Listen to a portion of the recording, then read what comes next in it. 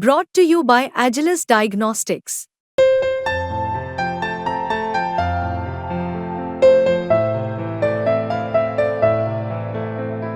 Agilus Diagnostics. नमस्कार, आपके साथ मैं हूं दीपिका शर्मा और आप देख रहे हो क्राइम तक। वर्ल्ड क्राइम बुलेटिन में शुरुआत करेंगे सबसे बड़ी खबर। रूसी सेना ने एक बयान जारी किया है जिसमें उनका कहना है कि जो भारतीय सैनिक रूसी सेना में मौजूद हैं जो यूक्रेन के खिलाफ जंग लड़ रहे हैं, इस संबंध में जल्द से जल्द इस मुद्दे का कोई समाधान निकाला जाएगा। उन्होंने कहा कि ये पूरा मुद्दा एक व्यावसायिक मुद्दा है।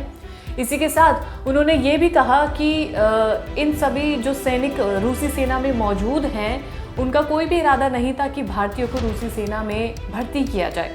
और ये तब मामला सामने आया है जब प्रधानमंत्री नरेंद्र मोदी ने राष्ट्रपति पुतिन से मुलाकात की और उस दौरान इस पूरे मुद्दे पर चर्चा की गई कि भारतीय सैनिकों की वतन वापसी की जाए जो रूसी सेना में मौजूद हैं। इसके अलावा उन्होंने कहा कि मीडिया ब्रीफिंग में कहा कि हम इस मुद्दे पर भारत सरकार के साथ हैं। हमें उम्मीद है कि ये मुद्दा जल्द से जल्द सुलझ जाएगा। पीएम मोदी की पुतिन से मुलाकात के बाद ये टिप्पणी सामने आई है जहां पर भारतीय सैनिकों की जल्द से जल्द रिहाई और घर वापसी सुनिश्चित करने का वादा किया गया है। यानी कि इस मुद्दे पर जल्द से जल्द कोई समाधान इस पर निकाला जाएगा ताकि जो भारतीय सैनिक रूसी सेना में मौजूद हैं वो वापस भारत अपने वतन लौट सके। और अगली खबर, 9 जुलाई को प्रधानमंत्री मोदी रूस से वापस रवाना हो रहे थे, तभी नाटो देशों ने वॉशिंगटन में मुलाकात की। और जेलेंस्की जबकि इसका हिस्सा नहीं है लेकिन उस दौरान वो इस मीटिंग में मौजूद रहे। इसी के साथ एक तरफ जहां पुतिन ने मोदी को रूस का सर्वोच्च नागरिक सम्मान दिया है, वहीं अमेरिकी राष्ट्रपति जो बाइडेन ने 10 साल से नाटो चीफ रहे जेन्स को अमेरिका के सर्वोच्च नागरिक सम्मान से नवाजा।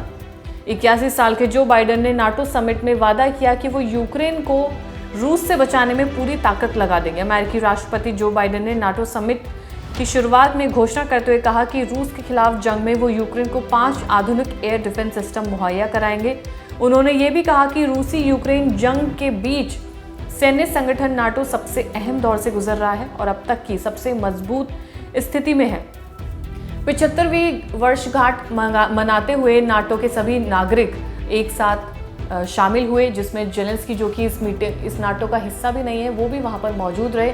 और जो रशिया यूक्रेन के बीच जो जंग चल रही है उसी के लिहाज में अमेरिका ने ये कहा है कि वो इस जंग को जल्द से जल्द खत्म करने के लिए हर मुमकिन कोशिश करेंगे।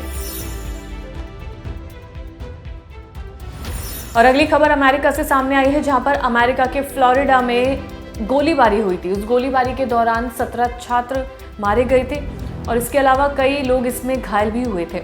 अब जो आरोपी था जिसको गिरफ्तार कर लिया गया था और उसने एक समझौते पर अपनी सहमति जताई है। वो समझौता कुछ ऐसा है कि वो अपना ब्रेन दान करेगा, अपने ब्रेन को वैज्ञानिक को दान करेगा और इस समझौते पर उसने अपनी सहमति जताई है।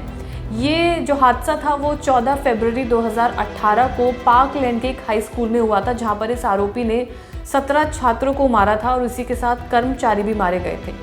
AR-15 असॉल्ट राइफल का इस आरोपी ने इस्तेमाल किया था। ये गोलीबारी की घटना अमेरिका के इतिहास में सबसे घातक गोलीबारी में से एक है।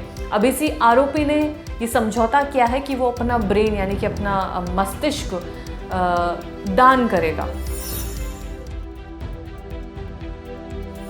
और अगली खबर सामने आई है जहां पर 2 साल से पुलिस की नजरों से बच रहा ब्राजीलियाई ड्रग माफिया, उसको कैसे गिरफ्तार किया गया, उसकी पत्नी की वजह से वो गिरफ्तार हुआ है क्योंकि एक कपल एक जगह पर डिनर कर रहा था। वहां पर इसकी पत्नी ने सोशल मीडिया पर एक फ़ोटो डाला। उस फोटो में उसने अपना लोकेशन डाला जहां पर ये उसके साथ मौजूद था और तभी पुलिस ने इस लोकेशन को ट्रेस किया और वहां तक माफिया तक पुलिस पहुंचकर इस शख्स को गिरफ्तार कर लिया। रोलैंड इसका नाम है जो कि मेक्सिको का एक ड्रग कार्टेल के साथ संबंध में था और पिछले 5 सालों से वो $900 मिलियन की हेराफेरी कर चुका था। ब्राज़ील में गिरफ्तार होने से पहले वो 2 साल तक फरार था, लेकिन पत्नी ने जब इंस्टाग्राम पर उसको लंच लोकेशन पर टैग किया, लंच डेट के नाम पर शोबाजी के लिए पत्नी ने अपने पति की प्रॉपर्टी को दिखाते हुए इंस्टाग्राम पर पोस्ट किया। तस्वीरों और वीडियो में ड्रग माफिया परिवार के साथ मौजूद था। वो छुट्टियां मना रहा था। पुलिस ने इसी लोकेशन को ट्रैक किया और फिर इस ड्रग माफिया को गिरफ्तार कर लिया। यानी कि उस लोकेशन की वजह से पुलिस को पूरी विन विन सिचुएशन पुलिस के लिए हो गई, जब इस शख्स को पुलिस ने लोकेशन के जरिए ट्रैक किया और फिर इसे गिरफ्तार कर लिया। और फिलहाल इस वर्ल्ड क्राइम बुलेटिन में इतना ही। ताज़ा खबरों के लिए देखते रहिए क्राइम तक।